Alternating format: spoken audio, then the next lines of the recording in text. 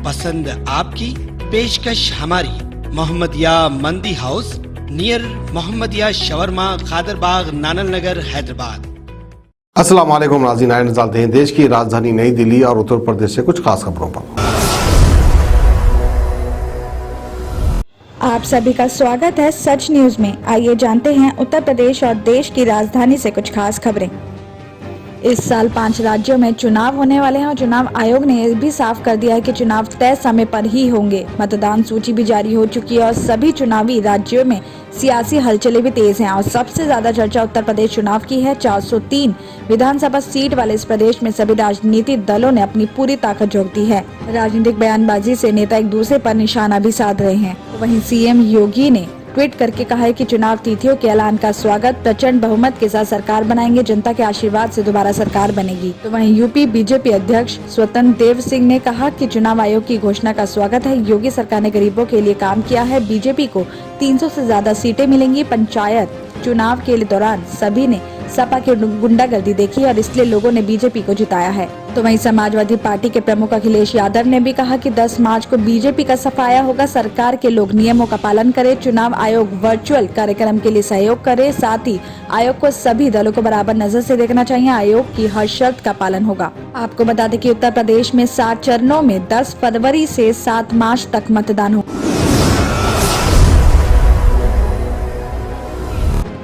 UP चुनाव जीतने के लिए सभी राजनीतिक पार्टियों ने वादों का पिटारा खोल दिया है। विपक्ष की तरफ से बड़े बड़े वादे किए जा रहे हैं, तो वहीं सत्ताधारी बीजेपी अपने पुराने वादों को पूरा करने की रिपोर्ट और भविष्य के एजेंडे को जनता के सामने रख रही है। चुनाव से ठीक पहले योगी सरकार ने 2 अनुपूरक बजट के जरिए हर वर्ग पर निशाना साधा है। आपको बता दें कि यूपी की सत्ता से 34 साल से दूर कांग्रेस ने इस बार खूब चुनावी वादे किए हैं। उन्होंने इस बार महिला वोटर्स को साधने की कोशिश की है। प्रियंका गांधी ने बताया कि चुनाव में इस बार 40% टिकट महिलाओं को दिया जाएगा। साथ ही प्रदेश के 20 लाख युवाओं को रोजगार भी दिया जाएगा। इनमें 8 लाख महिलाएं ही होंगी। वहीं साथ ही महिलाओं को पूरे प्रदेश में फ्री बस सेवा भी दी जाएगी और महिलाओं के लिए 10 आवासीय खेल और अकादमी और लड़कियों के लिए इवनिंग स्कूल भी खोलेंगे और महिलाओं को हर साल 3 गैस सिलेंडर भी मुफ्त मिलेंगे। छात्राओं को स्मार्टफोन भी दिया जाएगा। वहीं दूसरी तरफ समाजवादी पार्टी की तरफ से अभी तक कोई घोषणा पत्र जारी नहीं किया गया। हालांकि पार्टी के राष्ट्रीय अध्यक्ष अखिलेश यादव ने अपने चुनावी भाषणों में कई घोषणाएं भी की हैं, जैसे 12वीं पास करने वाले युवाओं को लैपटॉप दिया जाएगा, 10वीं पास युवाओं को टैबलेट। वहीं सड़क हादसे में जान गंवाने वाले हर साइकिल सवार के घर वालों को 5 लाख रुपए मुआवजा दिया जाएगा। एम्बुलेंस की सुविधा बढ़ाई जाएंगी। साथ ही गरीब युवाओं के लिए विदेश में पढ़ाई का इंतजाम कराया जाएगा। तो वहीं 300 यूनिट बिजली मुफ्त भी दी जाएगी। तो किसानों की सिंचाई के लिए बिजली मुफ्त मिलेगी। वहीं आमतौर पर बहुजन समाज पार्टी की तरफ से कभी भी चुनावी घोषणा पत्र जारी नहीं किया जाता है। बसपा सुप्रीमो मायावती कई बार बोल चुकी है कि वो घोषणा करने में नहीं बल्कि काम करने में विश्वास रखती हैं। हालांकि अलग अलग मंचों से बसपा के नेताओं ने कई मुद्दे उठाए हैं। सरकारी विभागों की सभी रिक्तियों को जल्दी से जल्द भर दिया जाएगा। महिलाओं को राजनीतिक और सरकारी नौकरियों में 50% आरक्षण दिया जाएगा। तो वहीं कानून व्यवस्था को मजबूत किया जाएगा तो सर्व समाज का विकास होगा। तो वहीं यूपी की सत्ता की बागडोर अभी बीजेपी के हाथों में ही है और ऐसे में पार्टी उन वादों पर लिए गए एक्शन पर फोकस कर रही है जो 2017 चुनाव के दौरान किए गए थे। युवाओं के रोजगार, टैबलेट, लैपटॉप, स्मार्टफोन देने के साथ कई वादों को पूरा कर चुकी है। तो इसके अलावा गरीबों को मुफ्त रहना, फ्री राशन, आयुष्मान योजना के तहत मुफ्त इलाज, उज्ज्वला गैस योजना, हर घर बिजली, नल से पानी जैसी योजनाओं के लाभार्थियों के आंकड़ों से चुनाव में जीत का दावा कर रही है। वहीं दिल्ली से खबर आ रही है कि कोरोना को मात देने के बाद दिल्ली के मुख्यमंत्री अरविंद केजरीवाल ने रविवार यानी आज प्रेस कॉन्फ्रेंस की है। उन्होंने कहा कि देश में कोरोना की रफ्तार काफी तेज हो गई है, लेकिन इससे घबराने की जरूरत नहीं है। केंद्र सरकार से काफी मदद मिल रही है। अरविंद केजरीवाल ने आगे भी कहा कि मास्क पहनेंगे तो लॉकडाउन नहीं लगाएंगे। दिल्ली में लॉकडाउन लगाने की हमारी कोई मंशा नहीं है। साथ ही कहा कि आज 22,000 केस भी आ सकते हैं। लोगों को हॉस्पिटल जाने की जरूरत ज्यादा नहीं है, लेकिन गंभीर रूप से ज्यादा बीमार पेशेंट्स को ही हॉस्पिटल जाना चाहिए। कोरोना के हालात पर कल यानी सोमवार को भी मीटिंग होगी।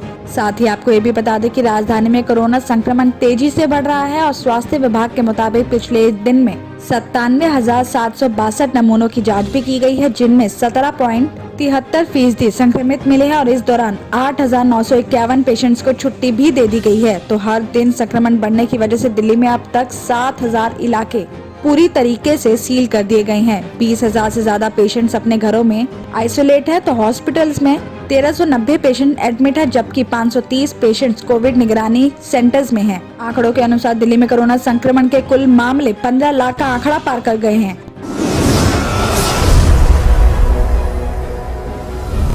आप के राष्ट्रीय संयोजक और दिल्ली के मुख्यमंत्री अरविंद केजरीवाल ने 5 राज्यों में होने वाले विधानसभा चुनाव की तारीखों के ऐलान का स्वागत करते हुए कहा कि पार्टी चुनाव के लिए पूरी तरह तैयार है। उन्होंने कहा कि मतदाताओं ने ईमानदार राजनीति की शुरुआत का मन बना लिया है। केजरीवाल ने आगे भी कहा कि आप हर एक को अच्छी शिक्षा, स्वास्थ्य, बिजली, पानी, रोजगार देने के साथ सभी बुनियादी जरूरतों को पूरा करने के संकल्प के साथ जनता के बीच खड़ी है। यकीन है जनता इस बार बुनियादी मुद्दों पर वोट करेगी और जाति, धर्म और बंटवारे पर आधारित नफरत की राजनीति को नकार देगी। तो वहीं उधर उप मुख्यमंत्री मनीष सिसोदिया ने कहा कि उन्हें पूरा भरोसा है कि चुनाव वाले राज्यों की जनता धोखा देने वाली और उनके पैसे को लूटने वाली सरकारों को हटाकर अरविंद केजरीवाल की राजनीति में भरोसा करेगी और आम आदमी पार्टी को चुनेगी। पंजाब, गोवा, उत्तराखंड और उत्तर प्रदेश में हमारे कार्यकर्ता पूरी तरह से तैयार हैं। राजनीतिक इतिहास में 14 फरवरी तो आम आदमी पार्टी के लिए हमेशा ही अच्छा दिन रहा है। उन्होंने उम्मीद जताई कि जनता इस बार आम आदमी पार्टी को चुनेगी। दिल्ली और उत्तर प्रदेश की खबरों में आज इतना ही। बाकी देश भर की और तमाम खबरें जानने के लिए देखते रहिए सच न्यूज।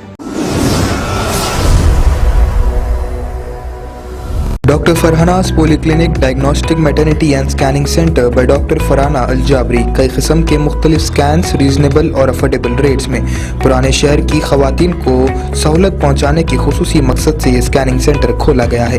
कई मुख्तलिफ मर्ज व अमराज का इलाज डॉक्टर फरहाना पॉलीक्लिनिक पर किया जाता है। डॉक्टर फरहाना अल जाबरी और दूसरे एक्सपर्ट्स की निगरानी में खुसूसी लेडीज और बच्चों का इलाज किया जाता है। एड्रेस याकुतपुरा, बड़ा बाजार, जफर रोड, हैदराबाद। स्क्रीन पर दिए गए नंबर्स